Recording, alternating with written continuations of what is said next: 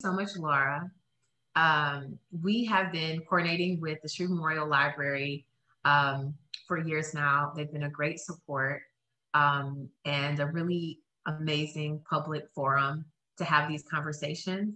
They also house our offices, and so by extension, our archives, where I am the oral historian currently. But the program has been ongoing for, I think, about 4 years now. And just in addition to the other efforts of previously volunteers, and of course, the coalition itself has been around significantly longer.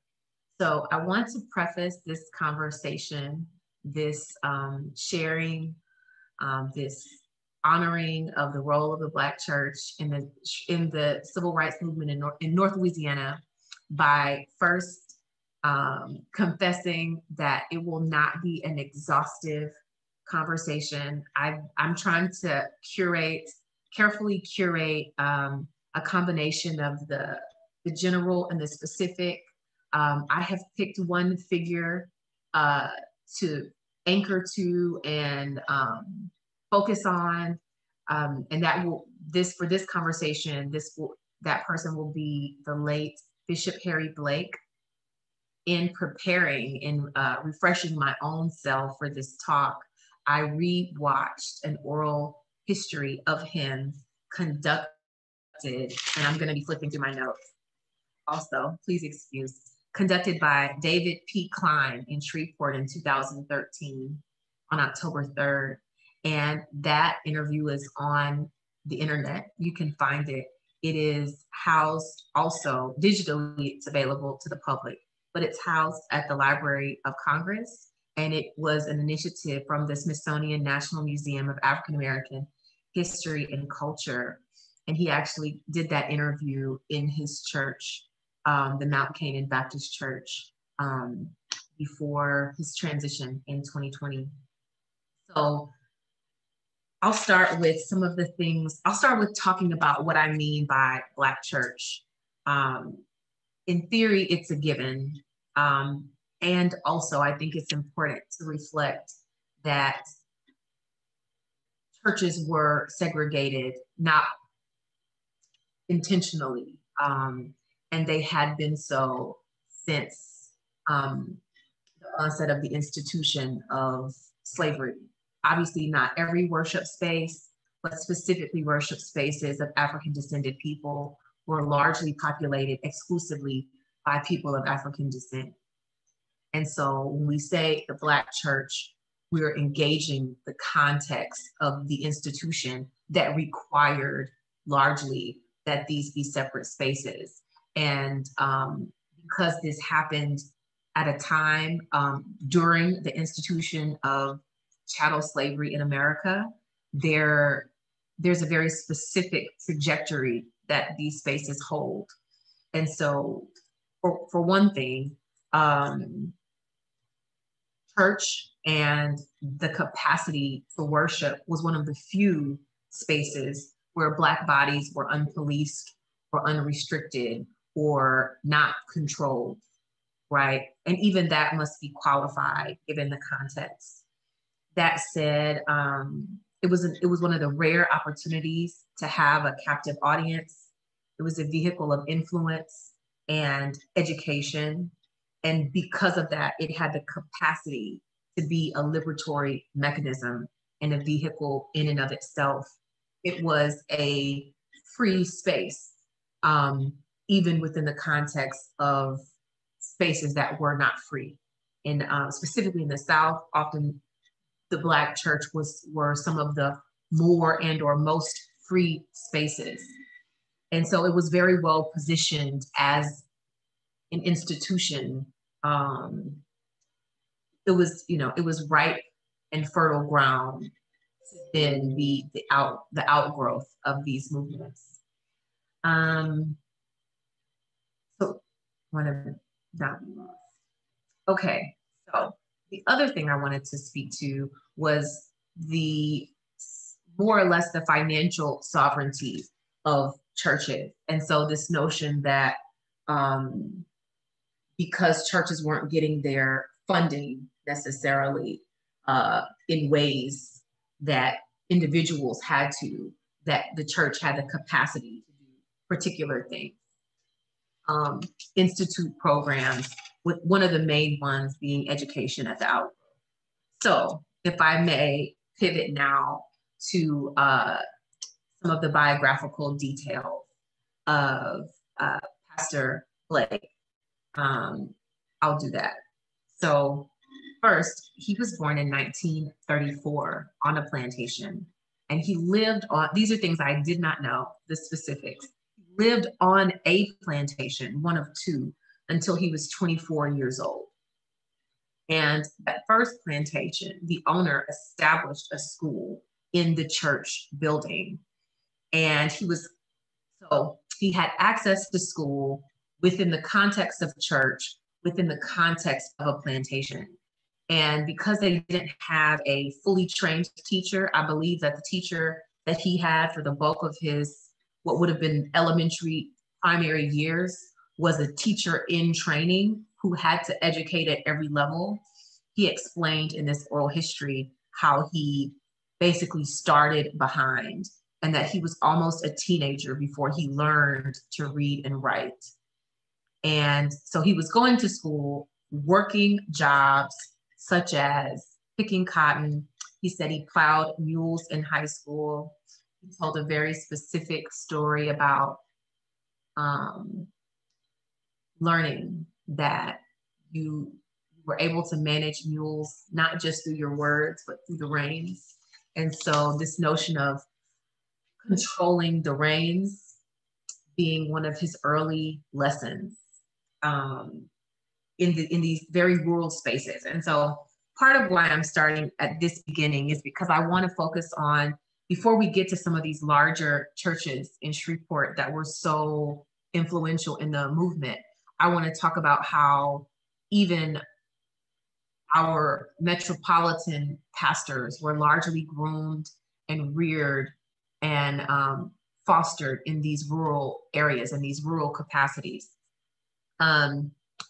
So more specifically, the two plantations in Madison Parish, Bishop Blake was born on the Ashley Plantation, and he left that plantation in 1951 and moved to the Wood Spur Plantation. And he lived there until after he went to college. And in his own words, his wife liberated him from that plantation. And so even though we know that this time frame is obviously after emancipation, their sharecropping and this tenant debt system that kept so many Black farmers and laborers indebted permanently and consistently to these plantation owners was very much so alive and in effect. And so he describes these, the movement from plantation to plantation as being a very restricted thing. And so movement alone was something that was not available to everyone. So he begins his pastorship at a rural church that he refers to as a one Sunday church, which literally is a church that meets one Sunday a month on the first Sunday, and then later expands to a two Sunday church, first Sunday evening church and a third Sunday morning church, before moving to within a pastoral capacity at Mount Canaan in Allendale, where he pastored for what I believe is about 54 years before his passing in 2020. And so I'm just looking for exactly where I am. Some of the things that he was able to do even before that time was, at 21, he became a registered voter while he was still living on the plantation. And in order to do this, he used the address of a friend in Shreveport. And he explained specifically that at that point, the voting registration process for African Americans was that you had to have a registered voter that verify your ID, which largely meant that you had to have a white person willing, who was registered to vote, willing to stand with you and vouch for your identity. And so this was a way to intimidate both white and Black registered voters. After that point, after the verification of your identity by what was often some white volunteer, you had to have an actual ID, and you had to pass the voter registration test to the satisfactory of the voter registrar. And one of the things that you had to do in order to pass that test was to be able to calculate your age in years, months, and days. And then, of course, in Texas, they also had the poll. And so these obstacles, for him to overcome these obstacles to be a registered voter in a rural area while living on a plantation, the institution of the church is largely what makes this possible. Number one, because it is the vehicle of education for most Black youth and adults during this time. I don't want to skip around. I want to say that Pastor Blake attended Bishop College, and Dr. Martin Luther King was his commencement speaker. Now, Dr. C.O. Simpkins was on the board of directors of Dr. King's organization, the Southern Christian Leadership Conference at that time, and recommended Bishop Blake at the time, not Bishop Blake, to be on his staff. And so he joined Dr. King's staff in February of 1960. His first day of work was to be March 1st in Shreveport, and his job was to help register people to vote. And he got arrested on that day. On his first day of work was his first interaction with the police, where he was physically arrested. And that charge was careless and reckless driving. And at the time, he says in his oral history that he was sitting in the car and it was not moving. And so this was a charge that they gave him for the purpose of intimidation, and sat him down and basically in the police station to say that, you know, he had a bright future in Shreveport if he stopped affiliating himself with communists like Dr. King and like C.O. Simpkins. Of course, he continued along this path, and one of the things that we know for sure, one of the more popular stories of Reverend Blake was him when he was beaten savagely on Sunday, September 22nd, which was to be the mourning day for the 4 girls that had been bombed, that had died in the Alabama church bombing. And so on this day, they had coordinated a march, but they were unable to receive the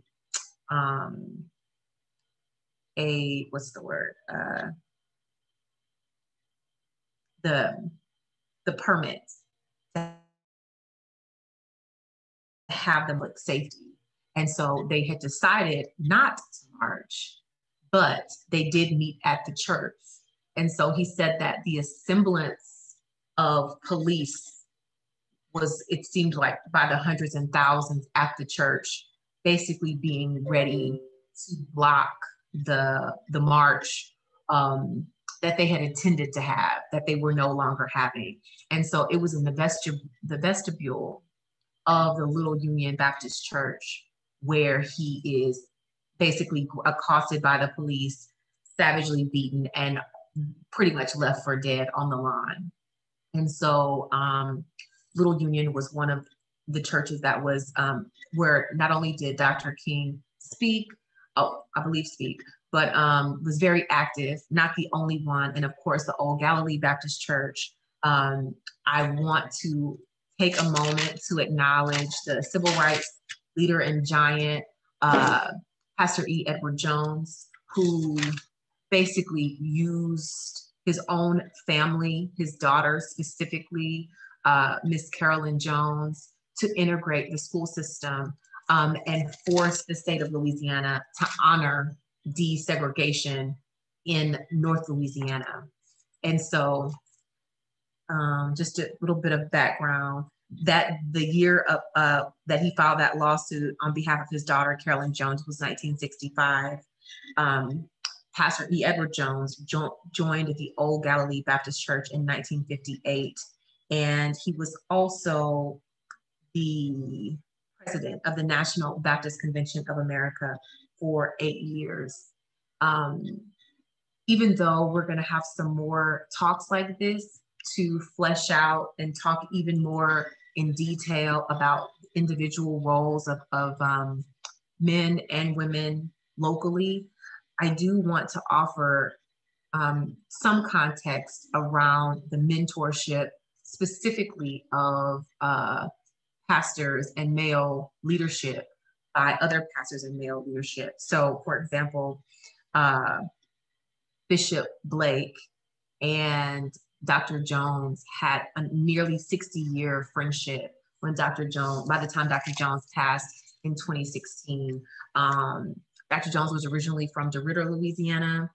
And so both of these men had come from rural environments and moved to this place where they were anchored in community, where they were connected both regionally and nationally to strategic initiatives for this purpose. That said, again, I'm going to go back quickly to this conversation about the Southern Christian Leadership Conference. Of course, Dr. King was its first president, and the initial initiative of this organization was about desegregating the bus system in the South. And so obviously they did more, but they really came together specifically to organize, to coordinate, and to support direct action to desegregate the bus system.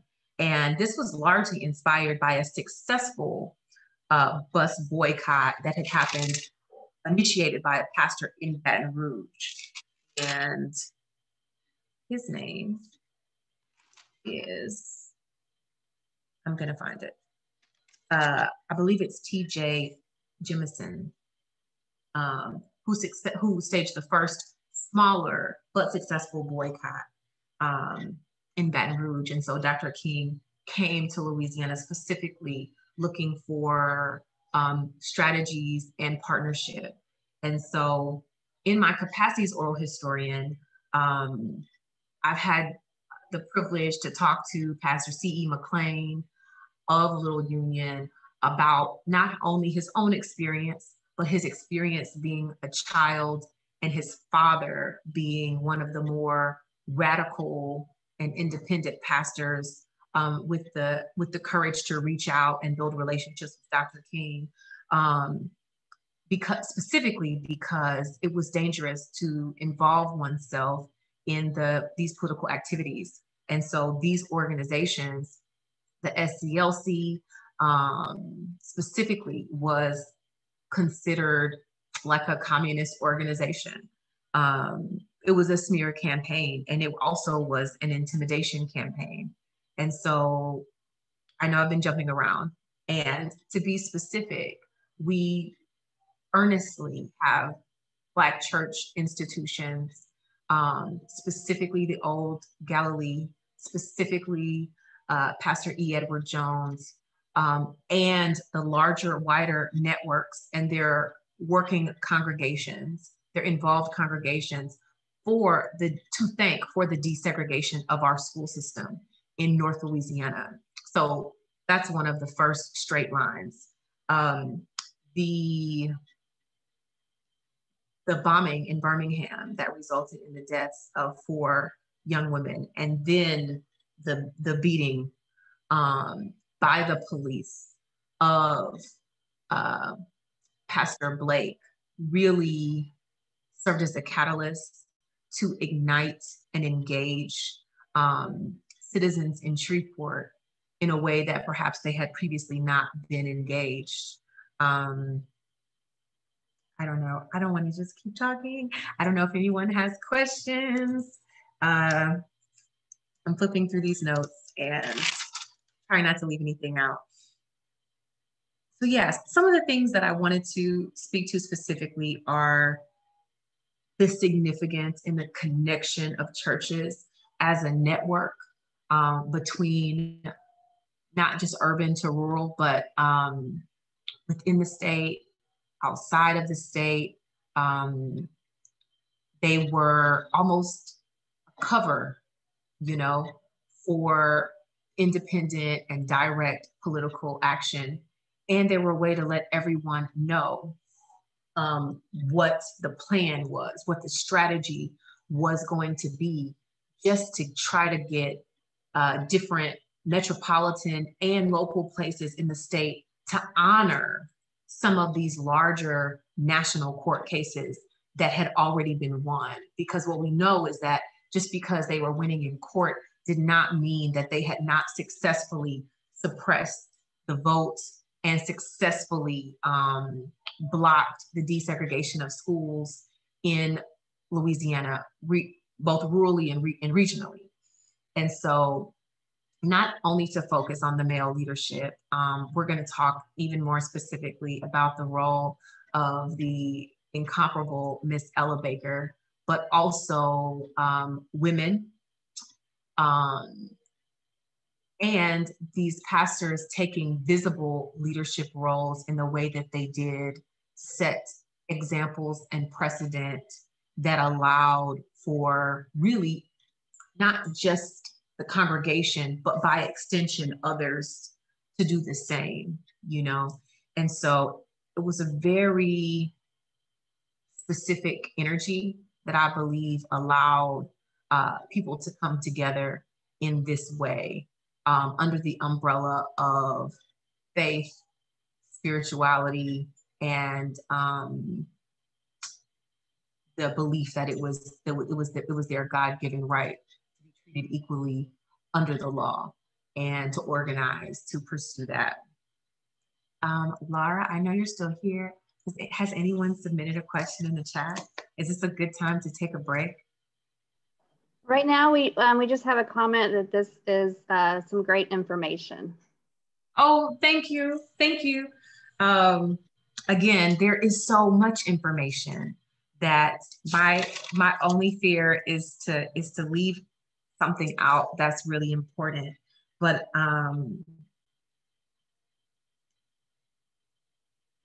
yes, it's all here, and it's a tapestry. It's a really beautiful tapestry. I do want to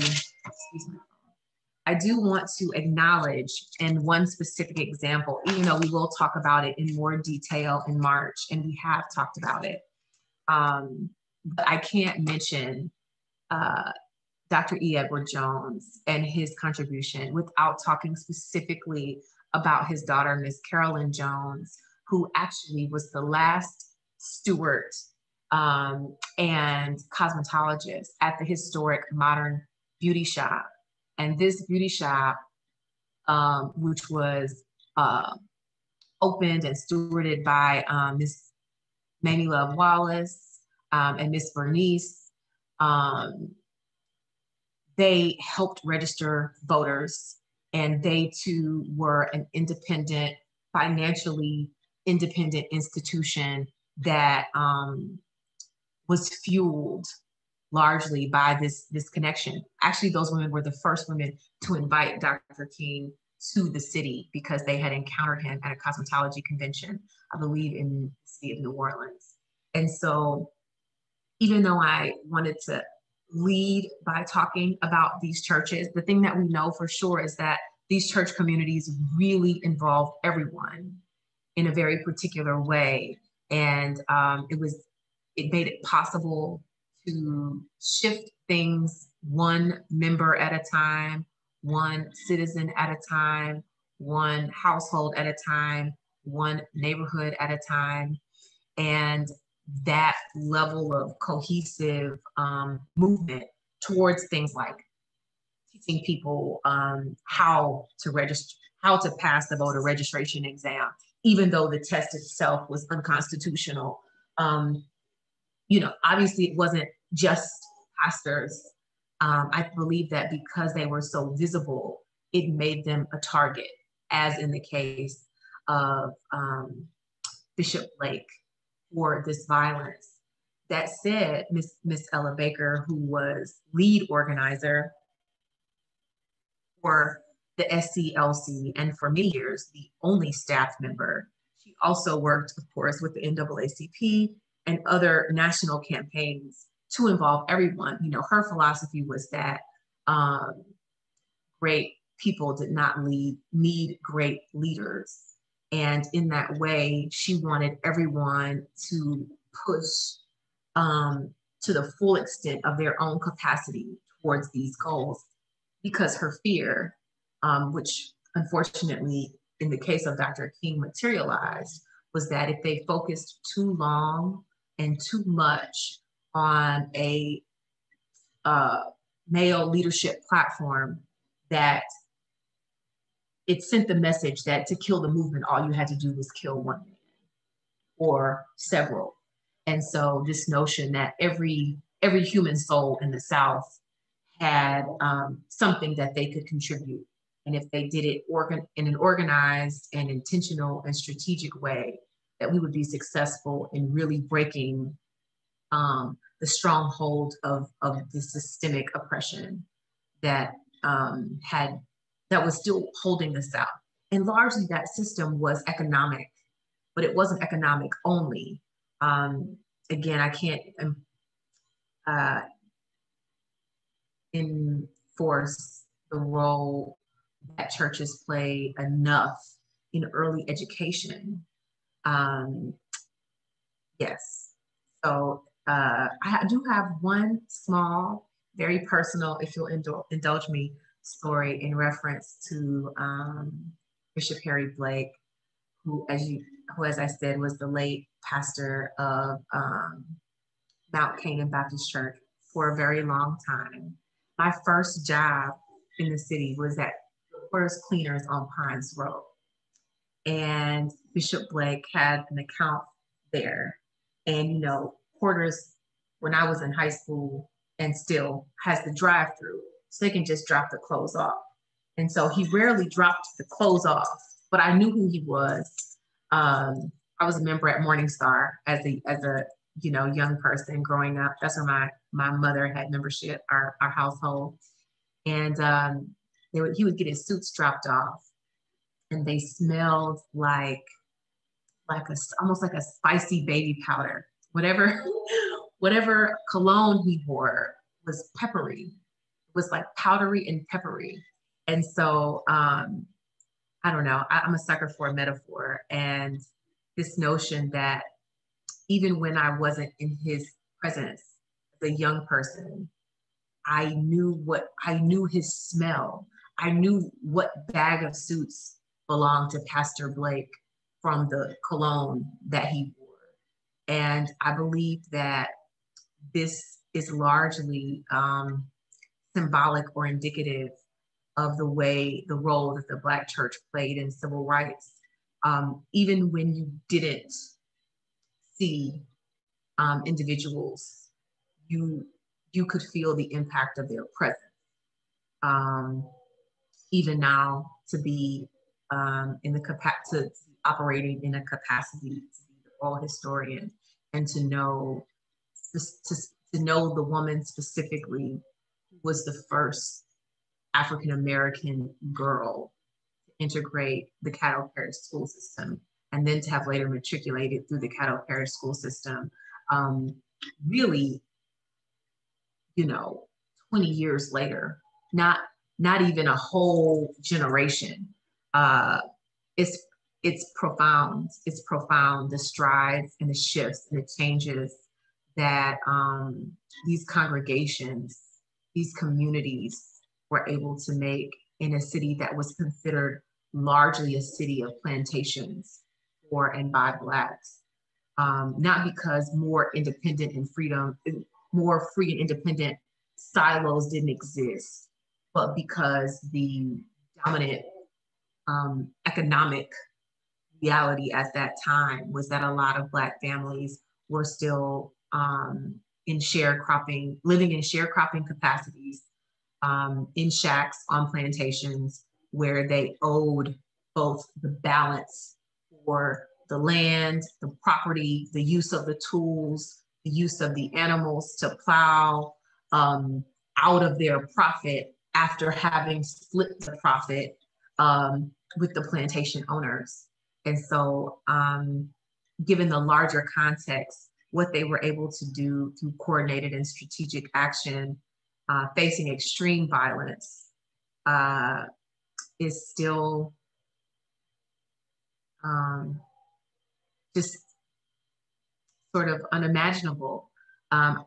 Last story that I will tell from the live with Pastor Blake, not the live, from the oral history with Pastor Blake, is him talking about the first assassination attempt on his life. And he said he was driving on the highway and he leaned over to change the radio. And when he leaned over, he thought someone had thrown a rock at his car through the window, but really it was a bullet. And he said that it tore about 4 holes in the back of his coat, the back of his jacket, like brushing across the back. And so had he not leaned, he would have gotten hit, but he did not. He said that once he realized it was a shot, he followed the car in order to get the license plate and then delivered the license plate along with the report to the chief of police, and that he was told the person who owned the vehicle was bowling at this time and they could not have shot at you. But to hear him explain that as the first attempt on his life, and then to know that in this public moment, immediately the week after these children had been murdered in this church, that he had been publicly beaten by so many police officers until they essentially thought that he was dead. It's just, I don't know, it's still a lot to process. And then to have to know that in all of, through all of those things, and through the assassination of the leader that he was working for and others, that he never left his post, and secured so many things from that position. Again, he's only one example. And of course, even he is really indicative of an entire unit, a family, a neighborhood, a legacy, this family, this rural family. He speaks a lot about the role that his father played in showing him how he could be independent and exhibit even within the context of greater and larger constraints. I don't know. Are there any more questions? I feel like I'm just kind of going now.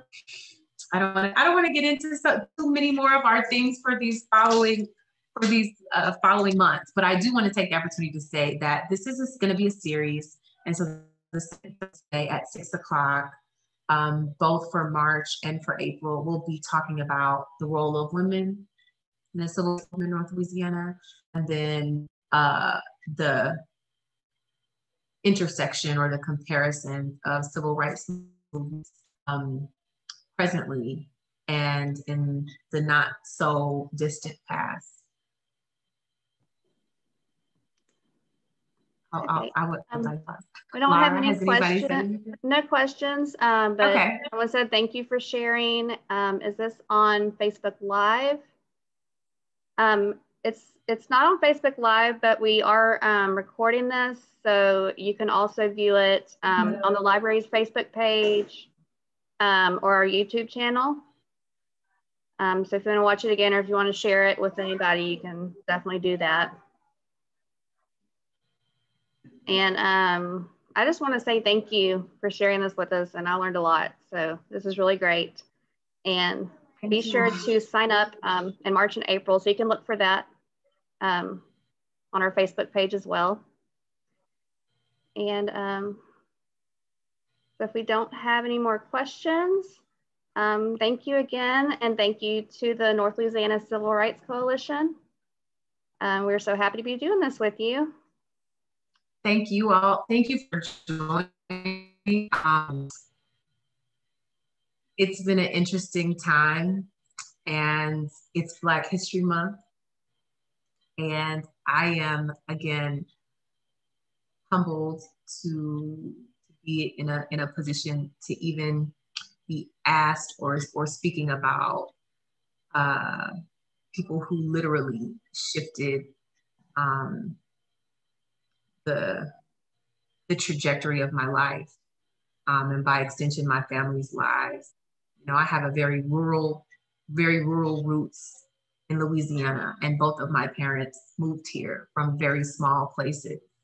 And so the experience of being, you know, a first generation person in Shreveport is largely due to the individual and collective actions of some of the men whose names men and women whose names I've mentioned here. I just look forward to sharing more information. Again, it will never be exhaustive, specifically because, and the last thing I do want to say is that I've been grappling with what it means to be a Black woman in politicized spaces, because so much of Black feminist political action has largely been cloaked in a way where you don't know the names. And I believe a lot of that had to do with protection. And so, whereas some of these giants in the movement, these that were men, did not survive the racist, violent racist retaliation. And a lot of the women who worked in these capacities lived to tell the story. And even though they lived, we know so few of their names, but they were ubiquitous and they were everywhere. And the names that we do know, we are calling enthusiastically and with deep respect and honor and gratitude for their sacrifice. And so that's my commitment while I am in this capacity, is to continue to excavate and unearth narratives of women, and to continue to call names of our ancestors, of our current community members, and just know that we are here, that we've been here, that we will continue to be here.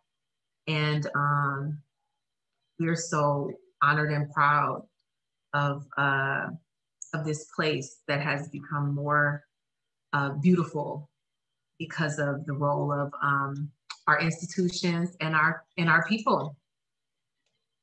Amen. I think that's in order. Ashe, aho, however you identify. I'm so grateful. I won't keep you, Laura. That's my benediction for the Black church, for the Black church institution installation in our series. Thank you for inviting us, and thank you so much to Shreve Memorial Library, for always supporting the actions of the coalition, for always giving us a platform to share our archival data and information with the community. We couldn't do it without you. It's so important.